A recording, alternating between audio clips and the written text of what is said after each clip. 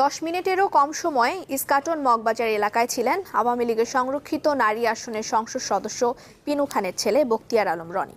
রাস্তায় কোনো জ্যাম ছিল না, তারপরও গাড়ির সামনে কয়েকটি রিকশা আর অটোরিকশা লক্ষ্য করে গুলি চালান নির্বিচারে। গুলি বর্ষণের কোনো ছবি পাওয়া না গেলেও চ্যানেল 24-এর হাতে এসেছে সে রাতে রনির কালো প্রাডো গাড়ির চলাচল এবং পালিয়ে যাবার ভিডিও। দর্শক, রাশেদ নিজাম দেখাচ্ছেন 13 এপ্রিলে গভীর রাতে সেই ছবিগুলো।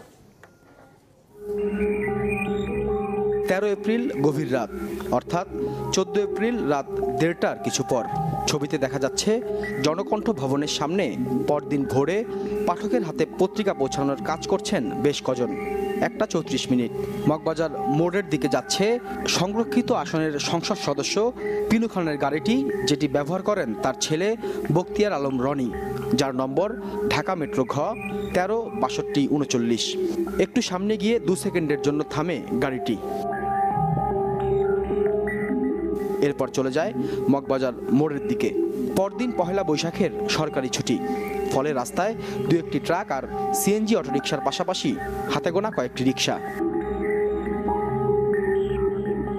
মগবাজারে বন্ধুকে নামিয়ে দিয়ে ফেরার পথে বখতিয়ারের গাড়ির সামনে পড়ে রিকশা আর অটোরিকশা। সিসিটিভির ফুটেজে ঘটনাস্থল দেখা যাচ্ছে না, তবে রাত 1টা 43 গুলিবর্ষণের ঘটনা ঘটে বলে লোকজনের চলাচল ও রনির গাড়ি দেখে বোঝা যায়। মগবাজার মোড়ের পাশে এলএমজি টাওয়ারের সামনে গুলি চালিয়ে একটি গলিতে ঢুকে পড়ে রনির গাড়ি। ছবি সে কথাই বলছে।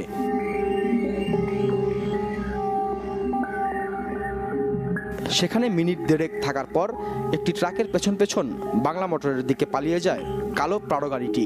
জনকণ্ঠ পত্রিকার যে সিএনজি চালক বখতিয়ার আলম রনির গুলিতে আহত হয়ে পরে মারা যান, সেটার আরোহী জনকণ্ঠের কর্মচারী আলামিন ঘটনাস্থল থেকে অফিসে ঢোকেন 1টা 45।